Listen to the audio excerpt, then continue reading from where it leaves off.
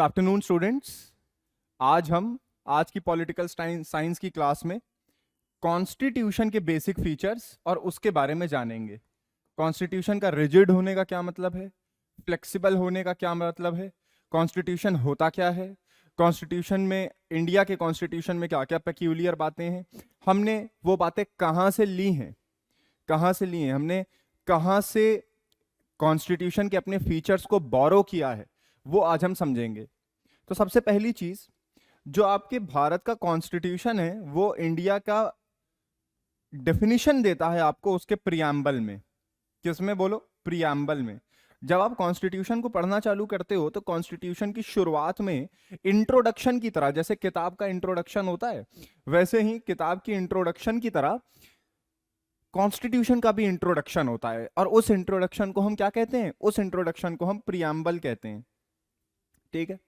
अब प्रियम्बल में क्या लिखा है सर? हमारे प्रियम्बल में हमारे लिखा हुआ है India shall be a sovereign, एक एक वर्ड उठाएंगे, सॉवरेन, सोशलिस्ट, सेक्युलर,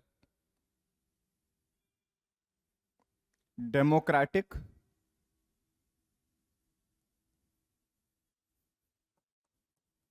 रिपब्लिक।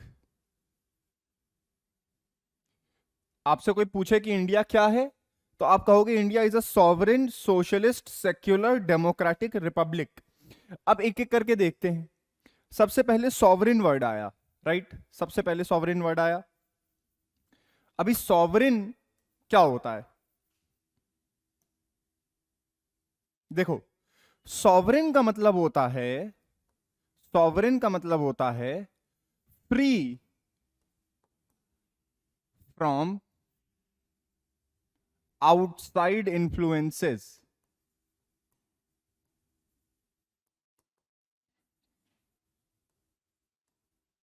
या आप कह सकते हैं independent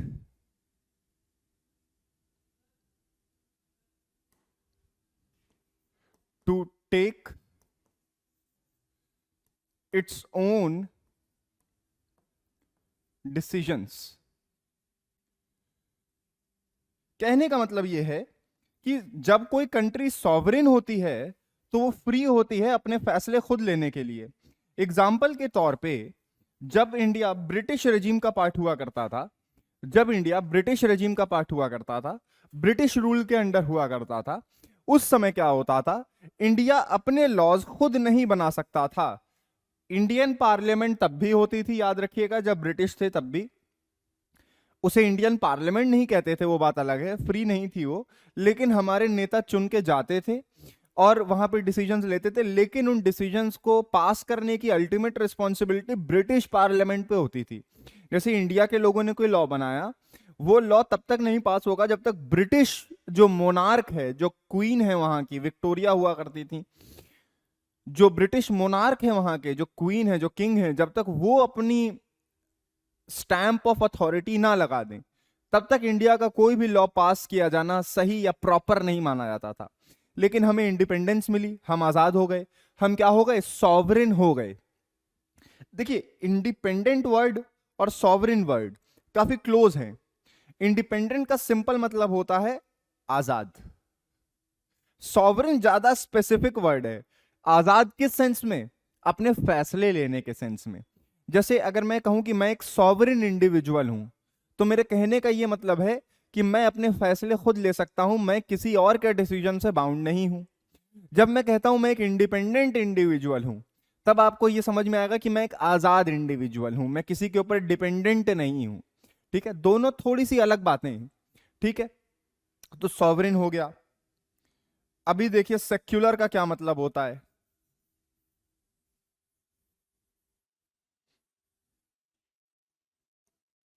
secular,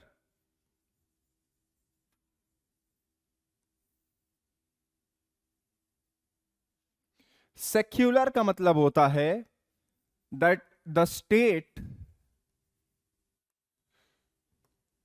has no religion.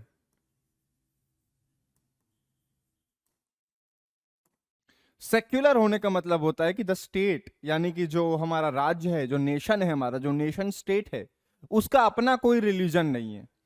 ठीक है, इसके दो मतलब हो सकते हैं। एक, इसको हम पॉजिटिव वे में ले सकते हैं, और एक इसको हम सेक्युलर शब्द को नेगेटिव वे में ले सकते हैं। नेगेटिव पॉजिटिव का यहां पे वो मतलब नहीं है जो आप समझ रहे हैं कि पॉजिटिव मतलब अच्छा, नेगेटिव मतलब बुरा। पॉजिटिव नेगेटिव का ये मतलब है, जैसे जब हम कहते हैं पॉजिटिव सेक्युलरिज्म है, तो ये मतलब है कि स्टेट का अपना कोई रिलीजन नहीं है, नंबर एक, और स्टेट सारे रिलीजन्स को इक्वली रिस्पेक्ट करेगा।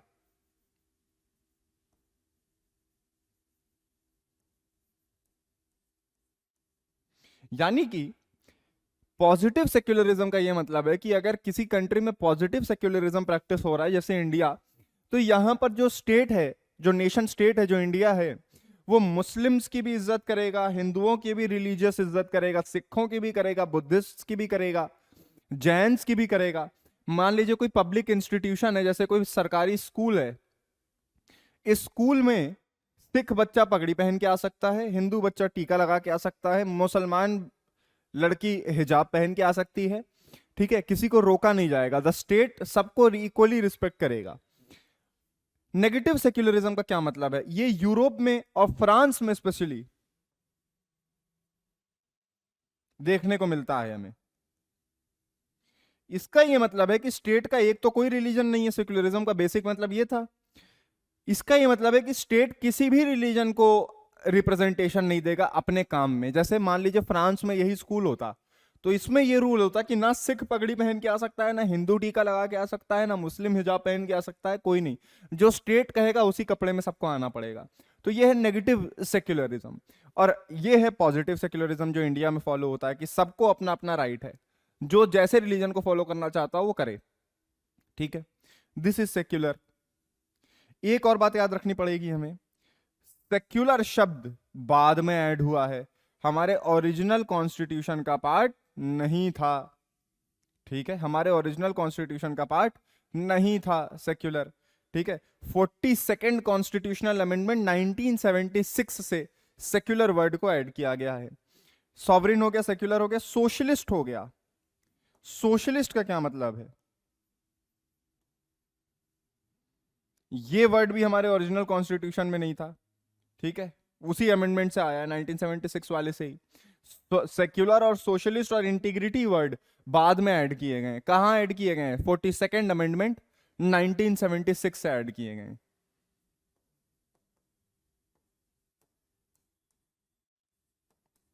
अमेंडमेंट मतलब कॉन्स्टिट्यूशन में चेंज। अमेंडमेंट का लिटरल मीनिंग ही होता है चेंज। ठीक है, तो सोशलिस्ट का क्या मतलब है? कि हमारी कंट्री एक वेलफेयर स्टेट होगी। वेलफेयर स्टेट होगी जिसका फोकस होगा, फोकस होगा वेलफेयर या अपलिफ्टमेंट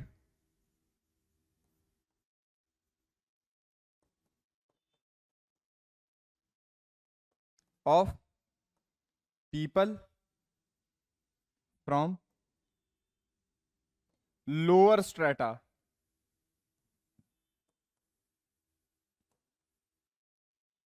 ठीक है, यानी कि जो आपके देश के गरीब लोग हैं उन पे फोकस करेगा आपका देश। सोशलिस्ट होने का सिंपल मतलब ये है, जो देश के रिसोर्सेज हैं, जो कंट्री के रिसोर्सेज हैं, कंट्री के रिसोर्सेज क्या हो सकते हैं?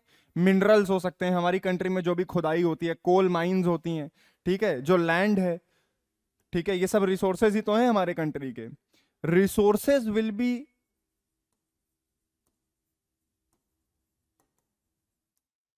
Be used and distributed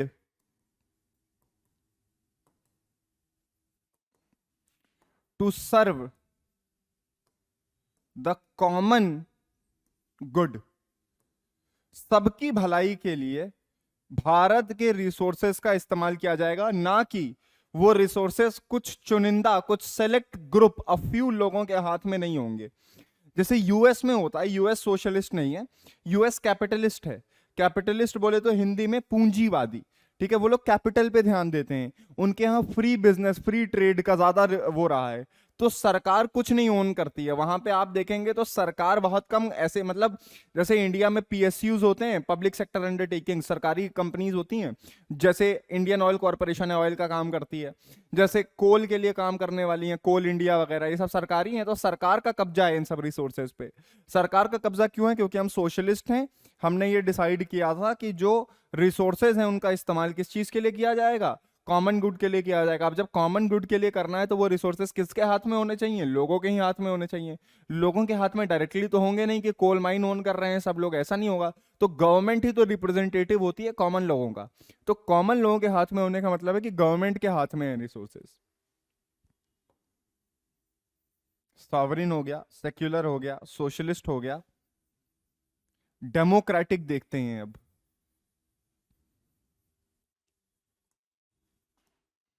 democratic क्या होता है भाई? कब कहते हैं कि डेमोक्रेसी है?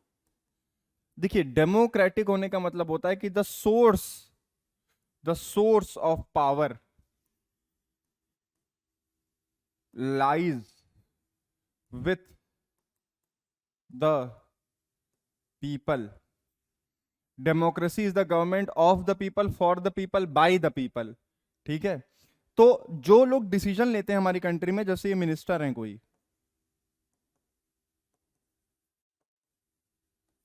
ये मिनिस्टर हैं, ठीक है। अब ये जो मिनिस्टर हैं ये डिसीजंस लेंगे। इनको ये बताइए, ये पावर किसने दी कि आप डिसीजन लीजिए? पीपल ने दी। कैसे दी? इलेक्शन हुए।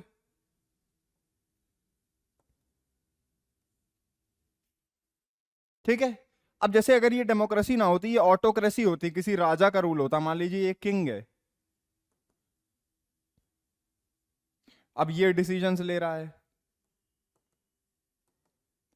क्या इसको लोगों ने चूज किया है? नहीं। He has not been elected by the people, he has not been selected by the people. तो इसकी अथॉरिटी कहां से आ रही है? इसकी अथॉरिटी गॉड से आ रही है। ऐसा हर किंग कहता है कि तुम किंग क्यों हो, तुम्हारी फैमिली क्यों रूल कर रही है? क्योंकि गॉड ने कहा है। चाहे आप इंग्लैंड के किंग को देख लीजिए, वो चर्च के ऊपर बेस्ड है। चाहे आप हाउस ऑफ साउद को देख लीजिए, सऊदी अरेबिया में, वो भी तो किंग है। वो भी रिलीजियस अथॉरिटी ड्रॉ करते हैं, वो भी अपने साथ एक क्लर्जी को रखते हैं। क्लर्जी मतलब रिलीजियस लोगों की बॉडी। तो जितने भी मुल्ला और मौलाना होते हैं उनको अपनी फैमिली के साथ रखते हैं। क्या? प्रूव करने के लिए कि देखो हमारी सही है, हम जो रूल कर रहे हैं हमारे पास अथॉरिटी है, गॉड ने दी है।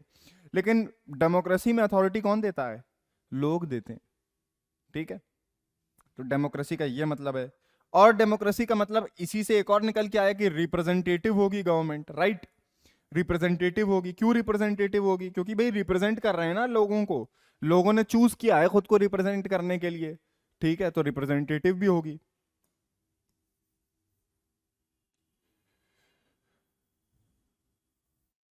ठीक है। अब आइए रिपब्लिक वर्ड पे, इस पे ध्यान दीजिएगा। आप रिपब्लिक डे भी मनाते हैं। रिपब्लिक वर्ड का क्या मतलब है?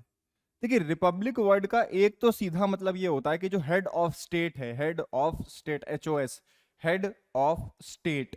जो हेड ऑफ स्टेट है मतलब आपकी कंट्री का जो हेड है, विल बी इलेक्टेड,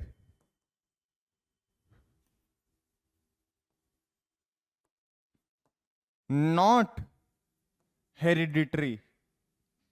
हेरिडिटरी मतलब जो हेरिडिटी से मिलता हो आपको। हेरिडिटी से मिलने का मतलब, जैसे किंग है, ठीक है, किंग मर गया, किंग के मरने के बाद जो प्रिंस है वो किंग बना। क्यों बना? क्योंकि उसके पापा किंग थे। किंग जो होता है वो हेड ऑफ स्टेट होता है किसी ऑटोक्रेसी में, जहां पे किंग का रूल हो, वो हेड होता है। उसकी बात फाइनली माननी पड़ती है। इसका मतलब ये नहीं है कि मिनिस्टर नहीं होते, ऑटोक्रेसीज में भी मिनिस्टर होते हैं, लेकिन फाइनल वर्ड किसका होता है? फाइनल वर्ड हमेशा होता है किंग का। तो अब जब किंग का फाइनल वर्ड होता है तो king he head of state है। और हेड ऑफ स्टेट कैसे चूज किया गया? हेरिडिटी से चूज किया गया, क्योंकि उसके पापा भी किंग थे। ठीक है। लेकिन रिपब्लिक में ऐसा नहीं होता। जैसे अगर मैं आपसे पूछूं कि आपकी कंट्री का हेड ऑफ स्टेट कौन है, इंडिया का हेड ऑफ स्टेट कौन है, तो आपका सीधा जवाब आना चाहिए क्या? प्रेसिडेंट।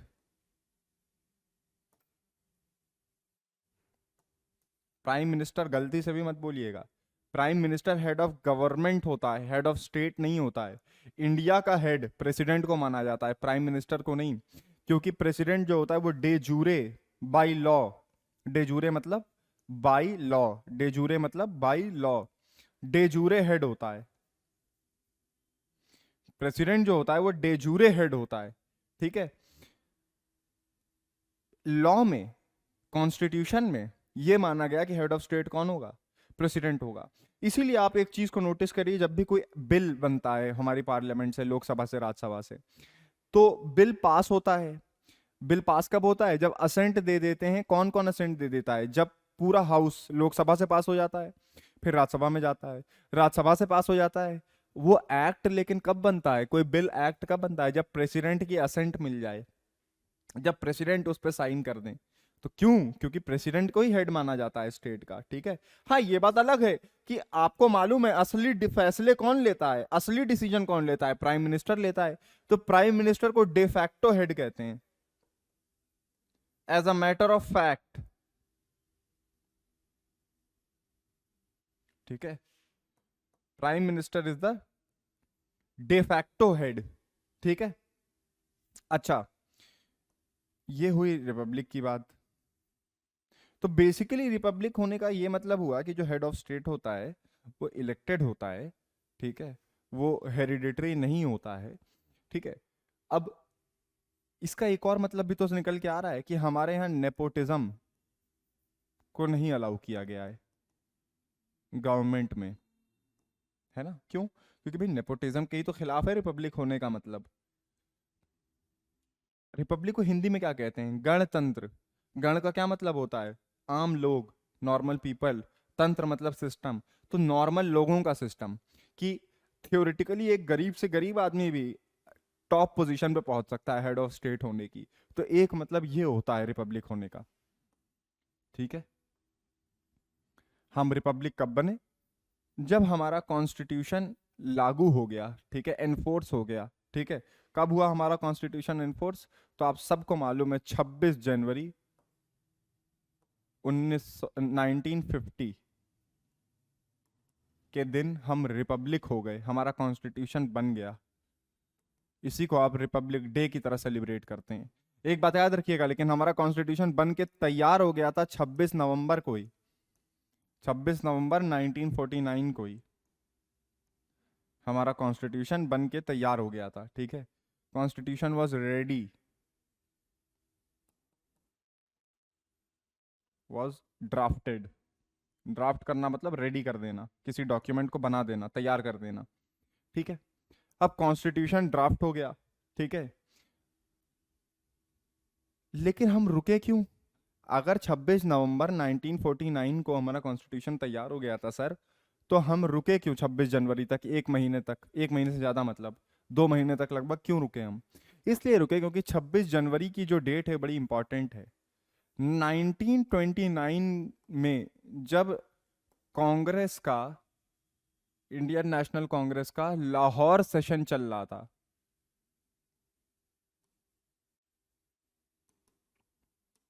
लाहौर सेशन में जवाहरलाल नेहरू जो हमारी कंट्री के पहले प्राइम मिनिस्टर बने, उन्होंने 26 जनवरी को इंडिपेंडेंस डे घोषित कर दिया, डिक्लेयर कर दिया, ठीक है।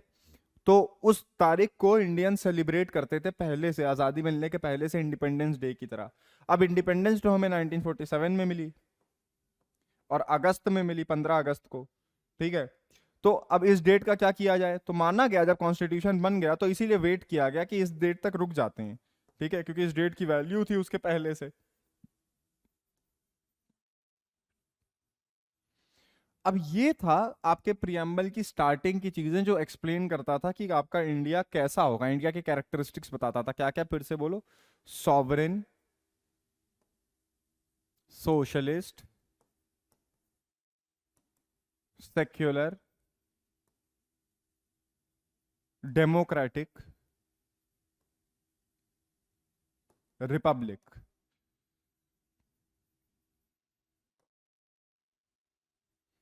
Sovereign, socialist, secular, democratic, Republic. अब जो वर्ड हैं ये दोनों, सोशलिस्ट और सेक्युलर, ये बाद में ऐड किए गए हैं। जब कॉन्स्टिट्यूशन बन के तैयार हुआ था 26 जनवरी 1950 में, या 26 नवंबर 1949 में बन के तैयार हो गया था, तब ये दोनों वर्ड्स नहीं थे।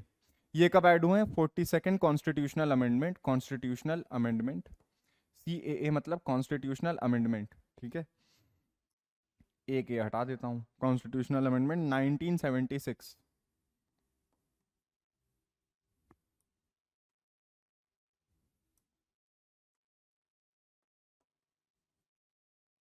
ठीक है, 42nd कॉन्स्टिट्यूशनल अमेंडमेंट 1976 के दिन बन के तैयार, मतलब 1976 में ये दो वर्ड ऐड किए गए थे। इंदिरा गांधी की तब गवर्नमेंट थी। का ये मतलब बिल्कुल नहीं है कि हमारा कॉन्स्टिट्यूशन सेक्युलर था नहीं, ये मत समझिएगा। हमारा कॉन्स्टिट्यूशन 1976 के पहले भी सेक्युलर था, बस ये वर्ड ऐड किया गया, क्योंकि कॉन्स्टिट्यूशन के अंदर की चीजें पढ़ेंगे तो वो सेक्युलर ही था, बस ये शब्द ऐड कर दिया गया। ठीक है,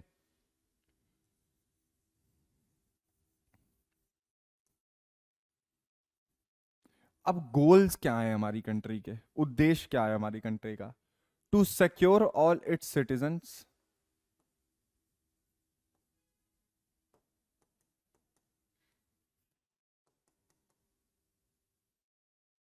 क्या क्या सिक्योर करना है? जस्टिस, जस्टिस सिक्योर करना है। किस टाइप का? Social, economical, political. कि भाई न्याय मिले इंडिया के हर आदमी को, सोशल न्याय मिले। सोशल न्याय मतलब हमारे कॉन्स्टिट्यूशन ने अनटचेबिलिटी जैसी प्रैक्टिसेस को बंद किया। आपको मालूम होगा हमारे एक कास्ट सिस्टम नाम की एक खराब चीज थी हमारे यहाँ, आज भी है, उस समय और ज्यादा रही होगी। तो एक चीज प्रैक्टिस करते थे लोग, अनटचेबिलिटी, लोअर कास्ट के लोगों को मंदिर में ना घुसने देना, टच ना होने देना, ये सब बातें प्रैक्टिस करते थे। तो ये हटाया हमारे कॉन्स्टिट्यूशन ने, तो जस्टिस दिया कैसा? Social. Economic justice, economic justice मतलब जो लोअर कास्ट के ही लोग हैं या जो दबे कुचले लोग हैं, माइनॉरिटी के लोग हैं, जिनको इकोनॉमिकली पार्टिसिपेट नहीं करने दिया गया, जिनके पास पैसे नहीं जाने दिए गए, जिनके पास रिसोर्सेज नहीं जाने दिए गए, जिनको लैंड नहीं खरीदने दिया गया, उनको लैंड देना, उनको नौकरियां प्रोवाइड करना, उनको पैसे, उनके पास पैसे की कमी ना होने देना, तो ये था इकोनॉमिक जस्टिस। पॉलिटिकल जस्टिस मतलब वही लोग जो दबे कुचले थे हमारे देश में, जिनके पास राइट्स नहीं थे पूरे, उनको रिप्रेजेंटेशन देना। नेता भी कम निकलते थे उनमें से। आपको मालूम होगा लोअर कास्ट लीडर्स में से बहुत बड़े एक लीडर हुए BR अम्बेडकर। ये उनका विजन था कि हमारे यहाँ के जिन लोगों ने झेला है डिस्क्रिमिनेशन बहुत सालों तक, जिन लोगों की हालत बड़ी खराब रही है, उनको रिप्रेजेंटेशन दिया जाए। ठीक है, उनको सरकार में रिप्रेजेंटेशन दिया जाए, क्योंकि रिप्रेजेंटेशन ही नहीं होगा तो उनके लिए फैसले कौन लेगा, डिसीजन कौन लेगा? ठीक है, तो जस्टिस तीन तरीके का याद रखिए, justice social, economical, political. Equality of status and opportunity.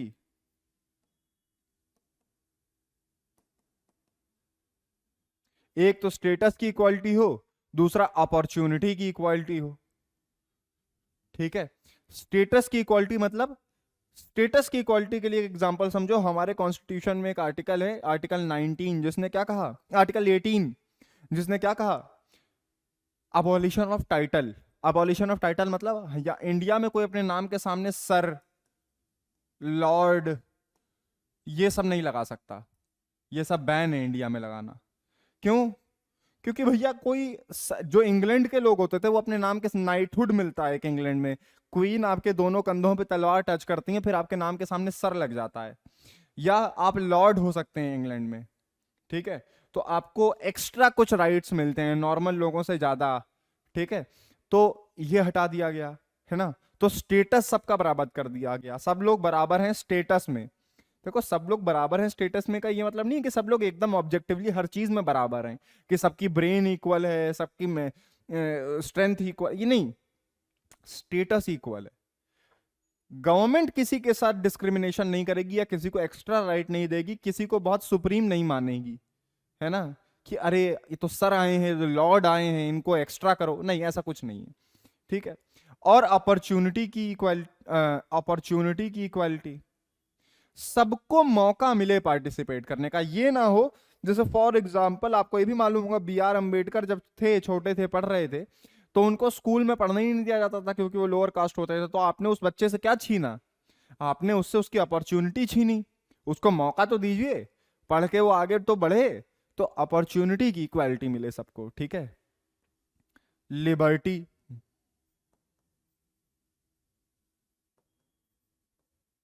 Of thought,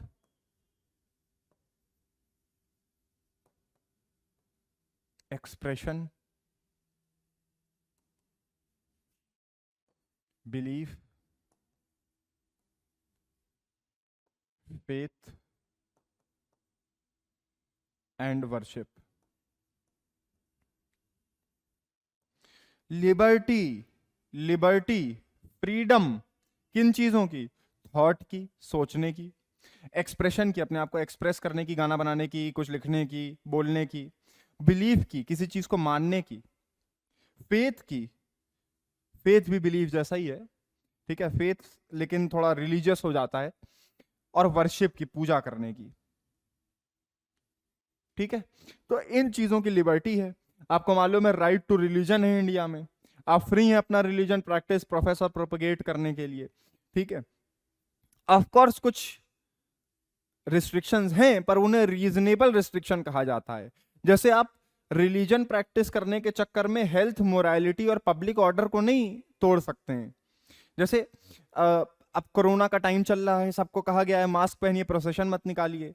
अब आप प्रोसेशन निकाल रहे हैं अपना रिलीजियस, बड़ा भीड़ इकट्ठा कर रहे हैं, तो ये यहां नहीं अलाउ किया जाएगा। क्यों? क्योंकि उसमें हेल्थ में नुकसान है लोगों का, वो आप फैला सकते हैं कोरोना। मोरालिटी में हो सकता है कि आप कोई बहुत गलत चीज कर रहे हैं, जैसे सती की प्रैक्टिस थी उसको अबॉलिश किया गया, चाइल्ड मैरिज के ऊपर लॉज बनाए गए। तो आप ये नहीं कह सकते कि ये तो मेरा रिलीजियस राइट है, मुझे करने दो। जैसे ट्रिपल तलाक बैन किया गया इंडिया में मुस्लिम्स में, तो आप अपना रिलीजियस प्रैक्टिस करिए लेकिन कुछ रिस्ट्रिक्शंस हैं उस पर। उसी तरह थॉट और एक्सप्रेशन में भी रिस्ट्रिक्शंस हैं।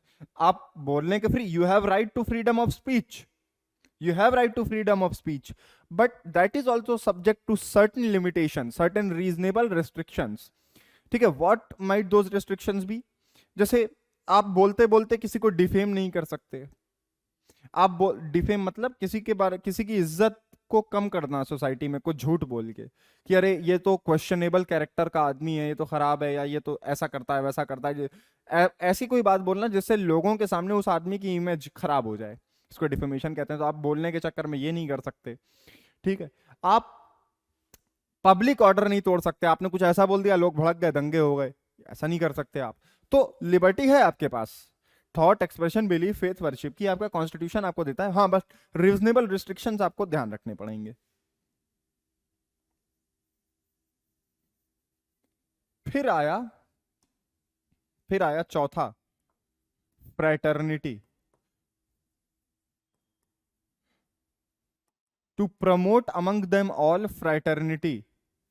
फ्रैटर्निटी का सिंपल मतलब होता है ब्रदरहुड, भाईचारा, है ना, कि इंडियन इंडियन के बीच में प्यार हो, भाईचारा हो। ठीक है, कोई फीलिंग ऑफ एनमिटी ना हो। फ्रैटर्निटी शब्द बी आर अम्बेडकर की देन है, वो फ्रैटर्निटी पे काफी फोकस करते थे। ठीक है, कि इंडियंस कहीं दूसरे इंडियंस के साथ ही भेदभाव ना करें, उनको गलत ना कहें, उनको उनके राइट्स ना छीने, उनके बीच में एक भाईचारा हो। ठीक है, और ये अच्छी चीजें इसलिए ना हो क्योंकि लोग उनको कॉन्स्टिट्यूशन फोर्स कर रहा है, लोग आपस में प्यार मोहब्बत से इसलिए रहें क्योंकि उनके बीच में फ्रैटर्निटी है, गन पॉइंट पे नहीं रखा जा रहा उनको। ठीक है, ensuring the integrity of the nation and dignity of the individual. ठीक है, do enact, adopt and give to ourselves this constitution. India का कॉन्स्टिट्यूशन किसने दिया है अपने आप को? तो द पीपल ऑफ इंडिया नहीं, द पीपल ऑफ इंडिया, हम भारत के लोग,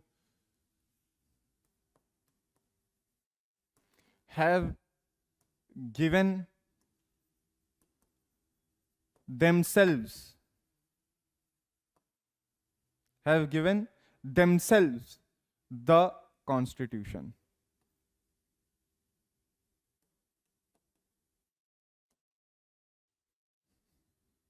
ठीक है, तो अब आप समझे कि हमारा कॉन्स्टिट्यूशन का जो प्रियम्बल है वो एक इंट्रोडक्शन की तरह है। वो इंडिया के फीचर्स को एक्सप्लेन करता है और इंडिया के गोल्स बताता है। ठीक है, गोल्स ये वाले थे, लिबर्टी, इक्वालिटी, जस्टिस, और जो sovereign socialist secular democratic Republic था वो इंडिया का कैरेक्टर बताता था कि इंडिया है कैसा। ठीक है, अच्छा, अब आपके कॉन्स्टिट्यूशन में जिस तरीके की गवर्नमेंट इमेजिन की गई है वो है parliamentary form of government. Democracy भी दो तरीके की हो सकती है।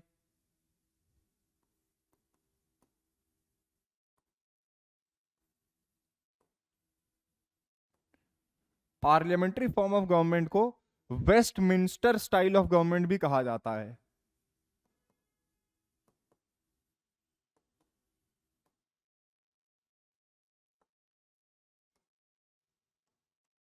वेस्टमिंस्टर स्टाइल ऑफ गवर्नमेंट भी कहा जाता है पार्लियामेंट्री स्टाइल ऑफ गवर्नमेंट को।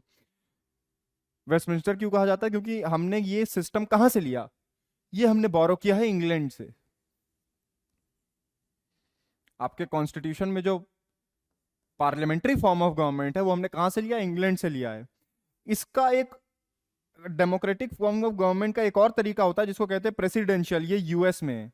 देखे हो ना, यूएस में प्रेसिडेंट का इलेक्शन होता है तो बड़ा इंपॉर्टेंट माना जाता है। और यूएस में जो प्रेसिडेंट होता है उसी के पास असली पावर होती है। ठीक है, वहां पे प्राइम मिनिस्टर नहीं होता, यहां पे होता है। हैं दोनों डेमोक्रेसी, इंडिया और यूएस और यूके, तीनों हैं डेमोक्रेसी। लेकिन यूके और इंडिया में पार्लियामेंट्री सिस्टम चलता है और यूएस में प्रेसिडेंशियल चलता है। क्या मतलब है इसका? इसका मतलब यह है पार्लियामेंट्री फॉर्म ऑफ गवर्नमेंट में, इसको रिस्पॉन्सिबल फॉर्म ऑफ गवर्नमेंट भी कहते हैं पार्लियामेंट्री फॉर्म को, जो पार्लियामेंट होता है, ठीक है, उसमें लोगों के इलेक्टेड रिप्रेजेंटेटिव बैठते हैं। ठीक है, ठीक है, एक कैबिनेट होता है मिनिस्टर्स का। जैसे आपको मालूम होगा निर्मला सीतारमन क्या है? फाइनेंस मिनिस्टर है इंडिया की, कैबिनेट मिनिस्टर भी कहते हो। वो क्या है? अमित शाह होम मिनिस्टर है। ठीक है, तो कैबिनेट क्या है, पार्लियामेंट में कैसे चलेगा सिस्टम, देखते हैं। देखिए, मान लीजिए इसमें 100 लोग बैठे हैं, 100 मिनिस्टर चूज करके आए, लोकसभा में बैठे हुए हैं। जनरल इलेक्शन हुआ, 2014 में हुआ था, मोदी जी जीते थे, 19 में हुआ था, मोदी जी जीते थे, अभी 24 में होने जा रहा है। अब बीजेपी को मैक्सिमम वोट मिले, बीजेपी के पास पावर आई गवर्नमेंट बनाने की। अब बीजेपी के ज्यादातर लोग, इन 100 में ज्यादातर लोग बीजेपी के होंगे, मान लेते हैं 55 लोग बीजेपी के, मान लेते हैं, 100 से बहुत ज्यादा लोग बैठते हैं, 500 के आसपास लोग बैठते हैं, तो बीजेपी के लोग बैठे हैं ज्यादातर। तो क्या उनमें से सब कैबिनेट मिनिस्टर हैं? नहीं, उनमें से कुछ लोग, कैप लगाया है 15% का, जितने लोग चूज करके आते हैं उनमें से 15% लोग ही कैबिनेट मिनिस्टर बनेंगे। कैबिनेट मिनिस्टर्स को हेड करता है, कैबिनेट को हेड करता है prime minister. Cabinet headed by prime minister. ठीक है, कैबिनेट का काम होता है फैसले लेना इंपॉर्टेंट चीजों पे और डिस्कस करना पार्लियामेंट में। अगर सारा पार्लियामेंट एग्री कर जाए तो वो चीज पास हो जाती है, ना करे तो नहीं होती पास। ठीक है, एक तरीके से हम ये कह सकते हैं कि ये रिस्पॉन्सिबल फॉर्म ऑफ गवर्नमेंट, इसलिए रिस्पॉन्सिबल मतलब उस सेंस में मत समझिएगा जिम्मेदार, हालांकि उसी सेंस में कहा जा रहा है। रिस्पॉन्सिबल मतलब कोई भी फैसले के लिए जिम्मेदार कौन होगा, रिस्पॉन्सिबल कौन होगा? Prime minister. ठीक है, प्राइम मिनिस्टर यहां खड़े होकर अपनी स्पीच देंगे, नरेंद्र मोदी जी जब भी कुछ पास करेंगे या कोई भी कैबिनेट मिनिस्टर कुछ पास करेगा तो वो बिल इंट्रोड्यूस करते समय यहां पे स्पीच देगा लोकसभा में। अब लोकसभा में उससे लोग क्वेश्चन पूछ सकते हैं, because he will be held responsible. ठीक है, प्रेसिडेंशियल फॉर्म ऑफ गवर्नमेंट में याद रखिएगा, जो यूएस का प्रेसिडेंट होता है वो वहां की कांग्रेस में नहीं बैठता है, देखिएगा इस चीज को आज जाके। यहां पे जो फैसले लेता है प्राइम मिनिस्टर, उसको पार्लियामेंट में जवाब देना पड़ता है, वहां पर प्रेसिडेंट को जवाब नहीं देना पड़ता यूएस में। ठीक है, यहां पर जवाब देना पड़ता है। अब कैबिनेट में क्या होता है?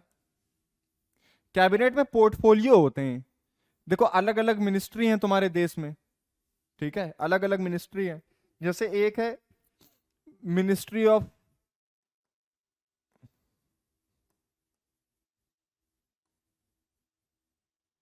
फॉरेन अफेयर्स, ये काम करती है फॉरेन रिलेशंस के, सारे इंटरनेशनल रिलेशंस के। इसके मिनिस्टर कौन है? जयशंकर, एस जयशंकर। तो कहा यह जाएगा कि एस जयशंकर का पोर्टफोलियो है फॉरेन मिनिस्ट्री का, मतलब ये इस पर्टिकुलर मिनिस्ट्री को हेड करते हैं। तो जब भी इस मिनिस्ट्री को कोई डिसीजन लेना होगा तो जो सबसे ऊंचा मिनिस्टर है इसमें, इस मिनिस्ट्री में जो सबसे हाईएस्ट रैंकिंग मिनिस्टर है वो कौन होगा? वो एस जयशंकर होंगे। इन्हीं को कैबिनेट मिनिस्टर कहा जाता है। उस मिनिस्ट्री के हाईएस्ट रैंकिंग मिनिस्टर को कहा जाता है कैबिनेट मिनिस्टर। ठीक है, अब कैबिनेट मिनिस्टर तो है एस जयशंकर, कोई भी डिसीजन अगर इस मिनिस्ट्री से जाता है तो एस जयशंकर ले रहे होंगे उस डिसीजन को। ठीक है, अब समझने वाली बात यह है कि ये फैसला लेंगे तो ये प्राइम मिनिस्टर को बताएंगे, प्राइम मिनिस्टर या खुद भी इंट्रोड्यूस कर सकते हैं। टोटल रिस्पॉन्सिबिलिटी होगी, पूरा पार्लियामेंट इनसे सवाल पूछेगा कि भैया आप क्यों ये पास कर रहे हैं, इसके क्या फायदे हैं इस लॉ के, है ना, इसके क्या नुकसान है, ये तो बताइए। तो इसको कहते हैं रिस्पॉन्सिबल फॉर्म ऑफ गवर्नमेंट। ठीक है, इंग्लैंड में भी यही होता है। ठीक है, बस वहां पे किंग होता है, यहाँ पे प्रेसिडेंट होता है। वहां पर जो मिनिस्टर्स पास करते हैं उस पे वो तब तक लॉ नहीं बनता जब तक किंग उस पे ना साइन कर दे। यहां पर तब तक लॉ नहीं बनता जब तक प्रेसिडेंट उस पे साइन ना कर दे। तो वहां का किंग यहाँ का प्रेसिडेंट है, समझ लीजिए। ठीक है, तो हमने प्रेसिडेंशियल फॉर्म ऑफ गवर्नमेंट कहां से, पार्लियामेंट्री फॉर्म ऑफ गवर्नमेंट हमने कहां से ली? हमने यूके से ली। अच्छा, आपके कॉन्स्टिट्यूशन में एक चैप्टर है पार्ट 3 जिसको आप कहते हैं फंडामेंटल राइट। फंडामेंटल राइट बहुत फंडामेंटल होते हैं, हर ह्यूमन बीइंग के पास होते हैं, बस इसलिए क्योंकि वो ह्यूमन बीइंग है। ठीक है, फंडामेंटल राइट्स बहुत बेसिक होते हैं, हर ह्यूमन बीइंग के पास होते हैं। क्यों होते हैं? क्योंकि वो ह्यूमन बीइंग है। Right to free speech and expression, ठीक है, right to life and personal liberty, ठीक है, राइट अगेंस्ट कन्विक्शंस, ये सब राइट्स जो हैं वो राइट्स फंडामेंटल कहलाते हैं। ह्यूमंस के पास होते हैं क्योंकि वो ह्यूमन है, बस इसलिए। ठीक है, इन राइट्स के बिना किसी भी ह्यूमन लाइफ को इमेजिन नहीं किया जा सकता कि वो फ्री होगी। ठीक है, या वो मैक्सिमम अपने अच्छे से जी पा रही होगी। ठीक है, फंडामेंटल राइट्स सबसे पहले जिस कॉन्स्टिट्यूशन में आए थे वो था यूनाइटेड स्टेट्स का कॉन्स्टिट्यूशन। वहां पे इसको कहा जाता था बिल ऑफ राइट्स। इनफैक्ट पहला रिटन कॉन्स्टिट्यूशन जिस कंट्री का बना वो यूएस ही था। यूएस ने अपना सबसे पहले रिटन कॉन्स्टिट्यूशन बनाया, उसमें बिल ऑफ राइट्स दिए, क्या क्या अधिकार हैं हमारे यहाँ के सिटीजन्स के। अच्छा, फंडामेंटल राइट्स के साथ साथ एक और चीज है जिसको कहते हैं DPSP, directive principles of state policy. ये लिया गया आयरलैंड से। ये क्या है? देखिए, फंडामेंटल राइट इंडिविजुअल को दिए जाते हैं, मुझे, आपको। ठीक है, कभी कभी ग्रुप्स को भी दिए जाते हैं, कभी कभी, लेकिन जैसे राइट टू रिलीजन है या राइट ऑफ माइनॉरिटीज है, वो माइनॉरिटीज का या रिलीजियस ग्रुप्स का राइट है। जैसे माइनॉरिटी के पास राइट है कि वो इस देश में अपने हिसाब से एजुकेशनल इंस्टीट्यूशन खोल सकते हैं। ठीक है, अपने हिसाब से एजुकेशन दे सकते हैं। वो माइनॉरिटी कैसी भी हो, रिलीजियस हो, लिंग्विस्टिक हो, लैंग्वेज के आधार पे हो। जैसे मान लो एक एरिया में कुछ तमिल लोग रहते हैं, अब उन्होंने सोचा कि अपनी लैंग्वेज को प्रमोट करने के लिए, बढ़ाने के लिए हम तमिल स्कूल खोलें, उनके पास राइट है। ठीक है, तो बेसिकली फंडामेंटल राइट वैसे तो इंडिविजुअल को देते हैं, एक ह्यूमन बीइंग को, पर्सन को, बट ग्रुप को भी दिए जाते हैं कुछ फंडामेंटल राइट्स। डीपीएसपी जो होते हैं इनका फुल फॉर्म होता है directive principles of state policy. ये क्या है? ये डायरेक्टिव प्रिंसिपल्स हैं।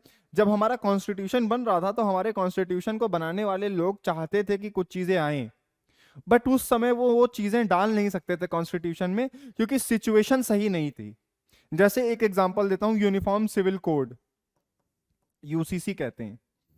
Uniform civil code directive principle of state policy है, मतलब लॉ नहीं है, इसको आप एनफोर्स नहीं कर सकते। डीपीएसपी एनफोर्स नहीं होता है। आप कोर्ट में जाके ये नहीं कह सकते कि सर मेरा डीपीएसपी है ये।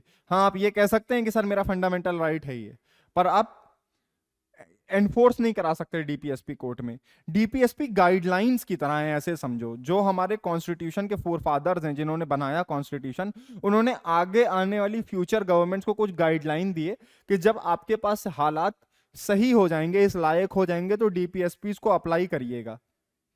तो यूसीसी क्या है? Uniform civil code. एक एग्जांपल देता हूं, हमारे यहाँ यूनिफॉर्म क्रिमिनल कोड है। मतलब अगर कोई क्राइम करता है तो वो आईपीसी और सीआरपीसी के अंदर, इंडियन पीनल कोड और क्रिमिनल प्रोसीजर कोड के अंदर, कोई भी रिलीजन का आदमी हो उसे सजा मिलेगी जो उसमें लिखी हुई है। ऐसा नहीं होगा कि हिंदू को कम सजा, मुसलमान को ज्यादा सजा, ऐसा कुछ नहीं होगा, सबके लिए बराबर सजा है। लेकिन हमारे यहाँ सिविल कोड बराबर नहीं है, सबके पास अपने अपने रिलीजन के राइट्स हैं। जैसे एक मुस्लिम आदमी 4 शादी कर सकता है लीगली इंडिया में, लेकिन एक हिंदू आदमी नहीं कर सकता, उसके पास राइट नहीं है।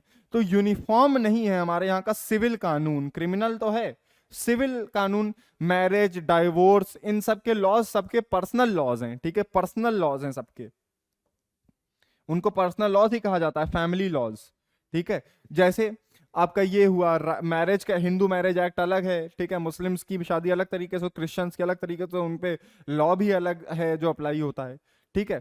तो अब क्या दिक्कत फंसेगी इससे कि भाई बहुत सारा लिटिगेशन होगा, सेम बहुत सारे कोर्ट केसेस होंगे जिनमें अलग अलग डिसीजन देना पड़ेगा, देखना पड़ेगा उसका क्या धर्म है।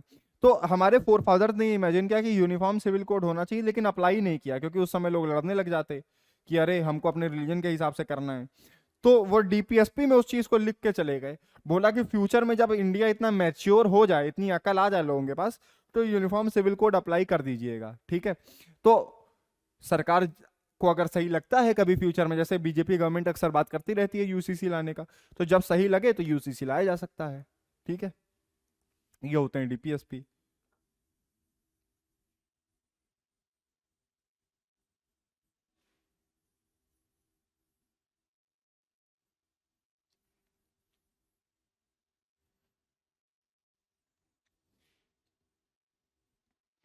ये था आपके कॉन्स्टिट्यूशन का ओवरव्यू, ठीक है, इंपॉर्टेंट चीजों का।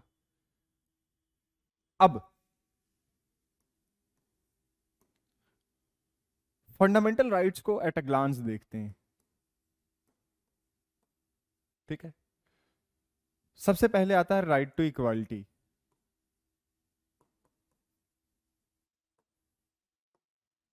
राइट टू इक्वालिटी चलता है आर्टिकल 14 से 18 तक, ठीक है। फंडामेंटल राइट टू इक्वालिटी चलता है 14 से 18 तक, ठीक है।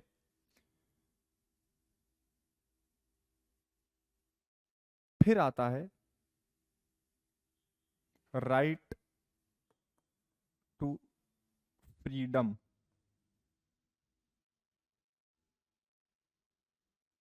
ठीक है। ये चलता है 19 से 22 तक। फिर आता है right to, right against exploitation,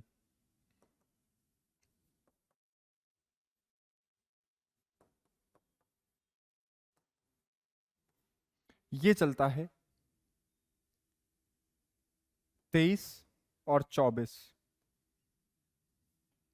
फिर आता है राइट, हाँ, राइट टू रिलीजन, ये चलता है 25 से 28 तक, 25, 26, 27, 28, ठीक है। फिर आता है, ऊपर लिख देता हूं, फिफ्थ, राइट ऑफ माइनॉरिटीज,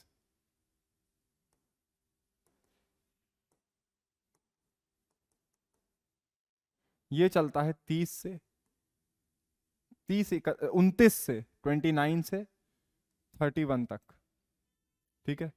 फिर आखिर में आता है constitutional remedies, right to constitutional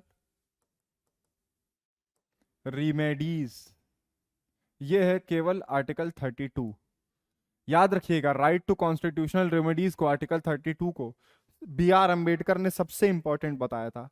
बल्कि बिना कॉन्स्टिट्यूशनल रेमेडीज के जो आपका कॉन्स्टिट्यूशन है वो एक टूथलेस टाइगर की तरह हो जाएगा, एक ऐसा टाइगर जिसके पास दांत ही ना हो।